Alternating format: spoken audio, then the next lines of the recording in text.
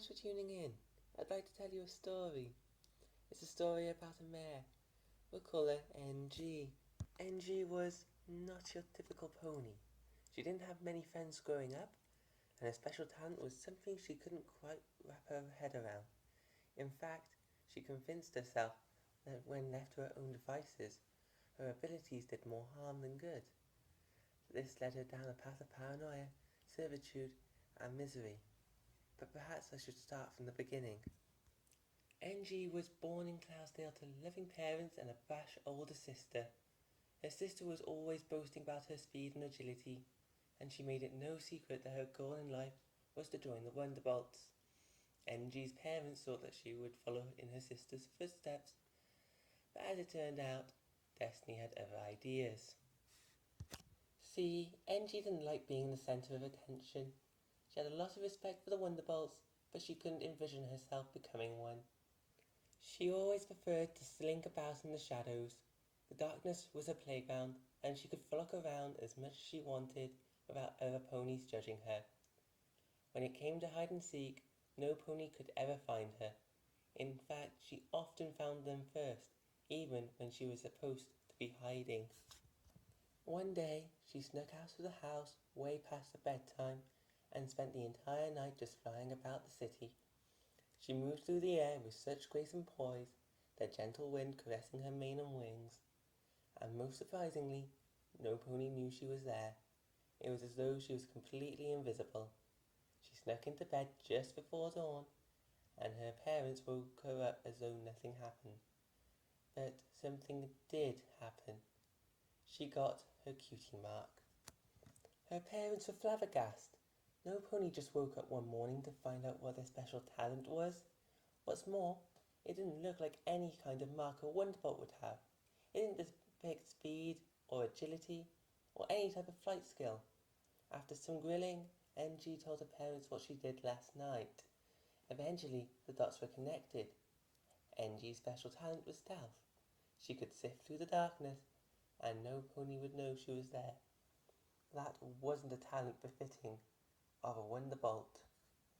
So she ended up disappointing her family by not living up to their expectations, which didn't bother her all that much. Now that she knew what she was good at, she figured she could easily avoid the criticizing gazes of the ponies trying to run her life. And in her elation, she didn't properly consider how she would make a living out of it. Thus, she decided that the best way to utilize her abilities was to become a pickpocket. Every night, NG would lurk around Cloudesdale, spying on any unfortunate souls wandering the streets, and helping herself to any loose change they have on hoof. Sometimes she would descend upon whatever town Cloudesdale was hovering over and work those streets, just for a change of pace. It didn't occur to her that what she was doing was wrong. She thought, I don't care about these ponies. I'm not hurting them. I'm just trying to have some money so I can eat tonight. Besides, this is my special talent. It I was meant to do. Therefore, it can't be bad. Now, as good as NG was, her special talent didn't make her invincible. There were times where she would get caught with her hoof in the cookie jar, especially if she was dealing with ponies who were wary of rogues like her. Every once in a while, she'd be thrown into a jail cell, forcing her parents or sister to bail her out. Getting bailed out by her sister was the worst. Her sister was a Wonderbolt at this point, meaning she knew a thing or two about personal responsibility. She would due NG out like no tomorrow.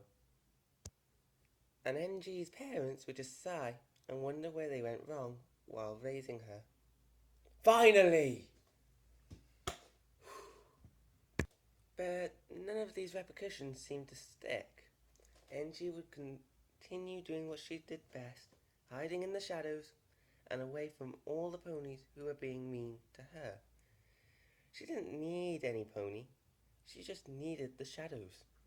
After all, shadows wouldn't judge her, right? Then, one fateful day, she got a bit too ambitious. During the annual Best Young Flyers competition, she thought it would be a good idea to steal from Princess Celestia herself. Why she thought this is anyone's guess. Then again, she did have a bit of an ego. It kind of ran in her family. Anyway, needless to say, things did not go in her favour. She barely got within wing's reach of Princess Celestia when she turned and smiled at NG. "Hello, little filly. She said in a soothing voice. What is it you want?" NG couldn't come up with an answer. She just stood there like a dope, staring blankly at the most powerful pony in the land, the pony she was trying to rob. In her moment of hesitation, one of the guards recognized her and placed her under arrest. Princess Celestia asked why, and the guard explained that she was a known criminal in Cloudsdale. NG braced herself for the blast that would send her to the moon, chastiseing herself for thinking that trying to pick Princess Celestia's pocket was a good idea. But instead, Princess Celestia asked her why she was a thief. Confused, NG told the princess about her cutie mark and how she liked slipping through the shadows. Princess Celestia nodded and pondered this for a while. Then she asked a very interesting question. "Well, what if I could teach you a way to use your special talent more productively?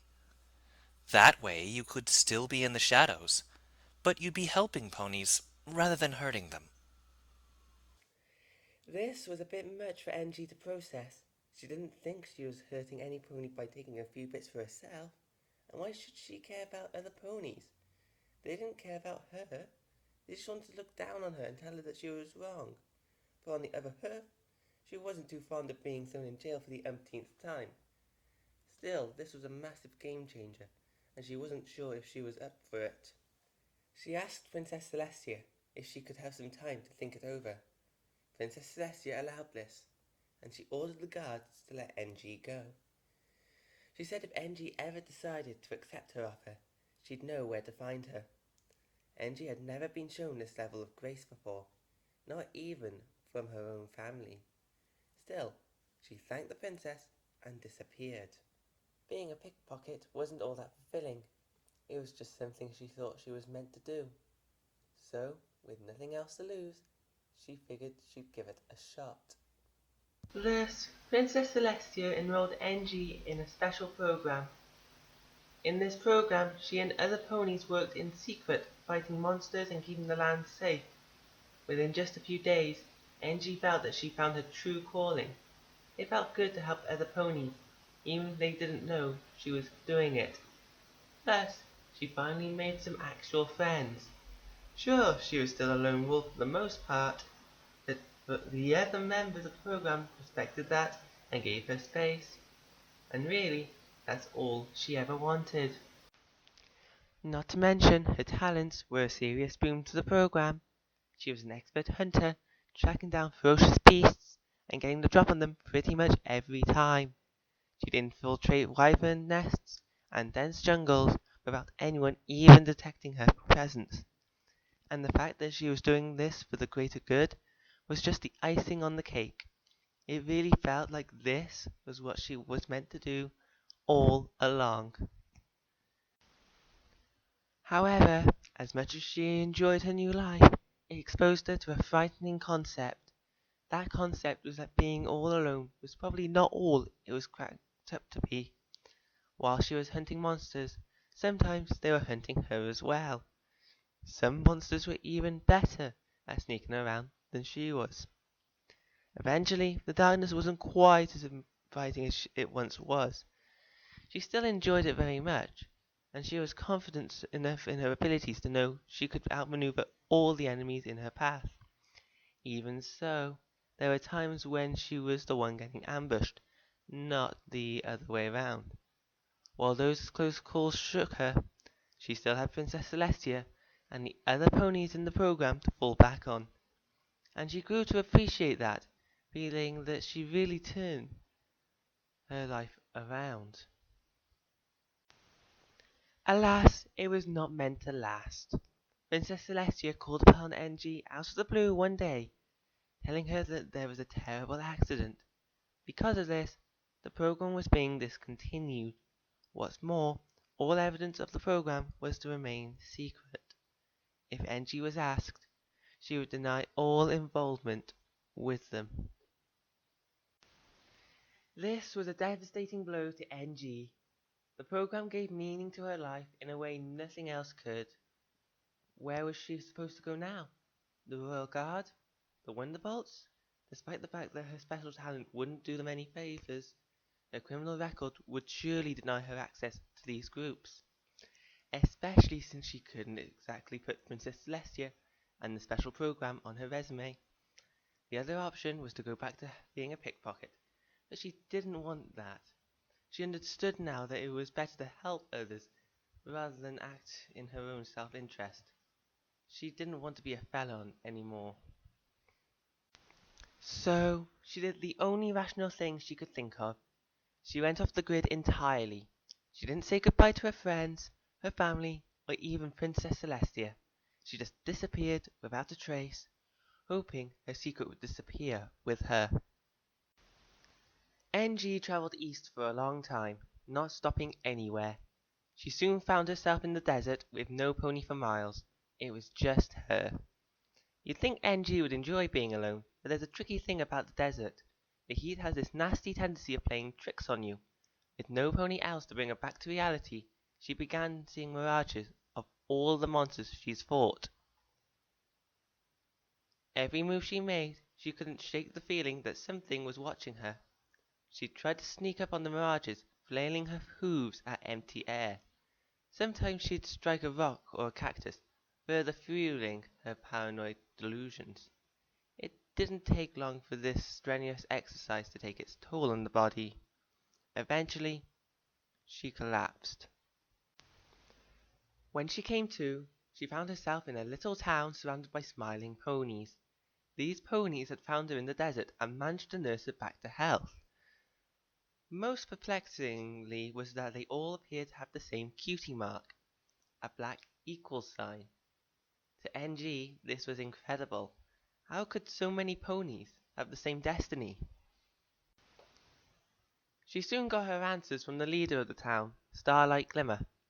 She told NG that these ponies had relinquished their cutie marks in order to become equal.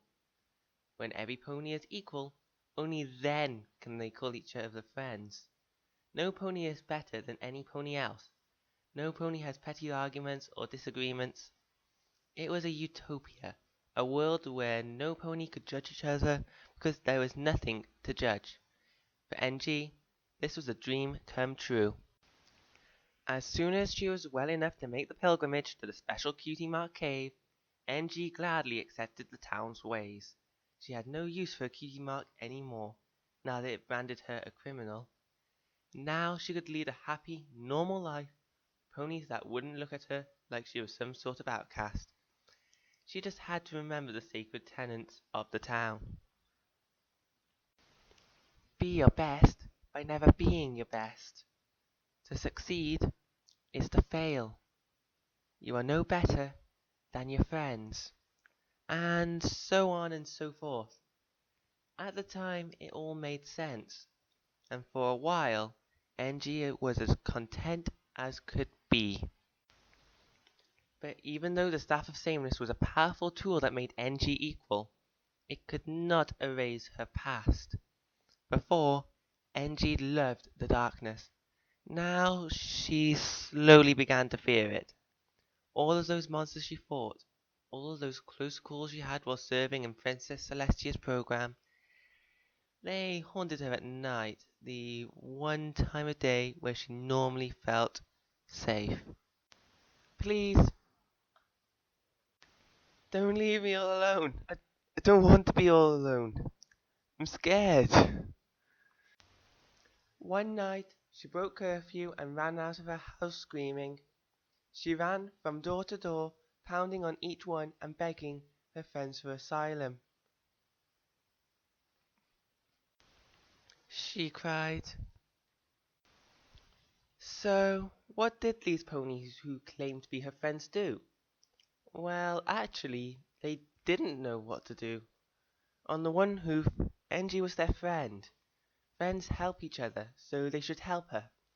On the other hoof, they wondered if NG was some kind of lunatic. Every pony else was content. Why wasn't she? What was she doing breaking curfew? Didn't she know that created disorder? One of the cardinal sins of the town? Completely at a loss, they brought her to Starlight Glimmer.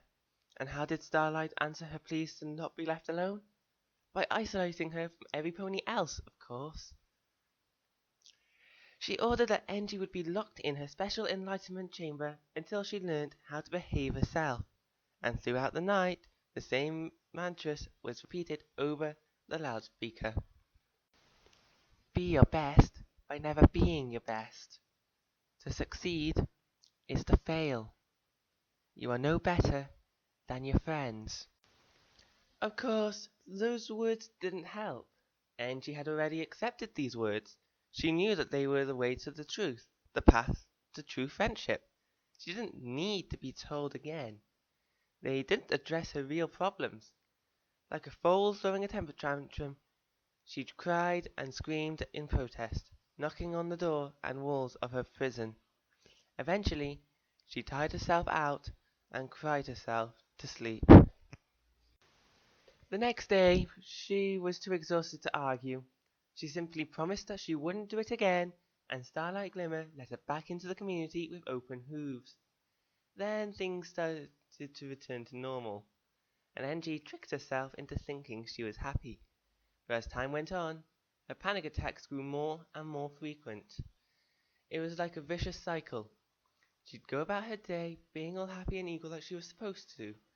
Then, one night, her fears would overwhelm her, and she'd run out into the street, pleading her friends to let her in. Confused, they took her to Starlight Glimmer. Starlight, in turn, threw her into the enlightenment chamber, where she would spend the rest of the night. Then she'd come out and try to be normal, thus starting the whole thing over again. This continued for a long time, until it started to send NG's mind to a dark place. What kind of friends were there if they didn't know how to help her? If she was surrounded by friends, why did she feel so alone? Did they actually care about her, or did they just want to maintain the status quo? If she disappeared one day, would it matter? These thoughts plagued NG's mind, even though she consistently wore the biggest smile she could muster. But eventually, it became too much for poor NG to bear. She decided the best thing to do was, she thought her only course of action was to, she believed that,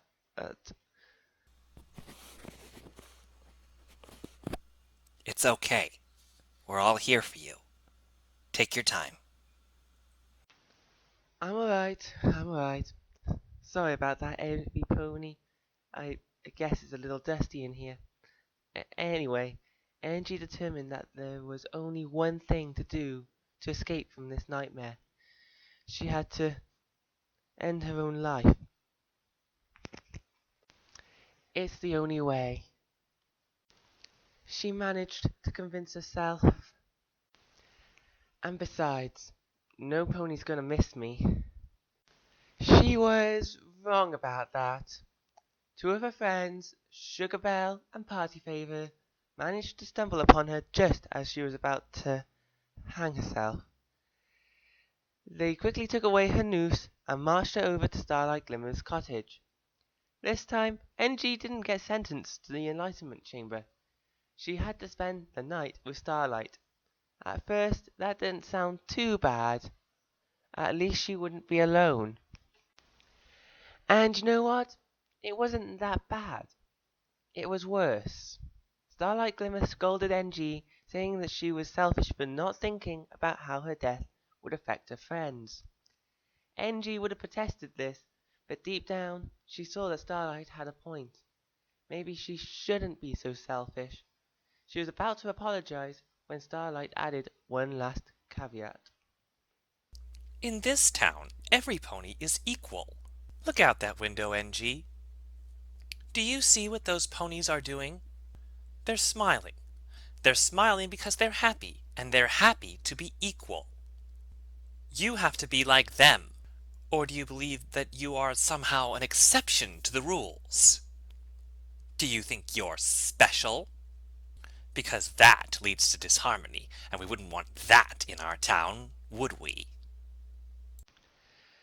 Those words hurt NG like nothing else had ever hurt her before. Starlight Glimmer was basically telling her that in this town it was a crime to be sad. If you had a problem, you had to bury that shit deep within your heart. If you didn't, you'd be sentenced to a night in jail.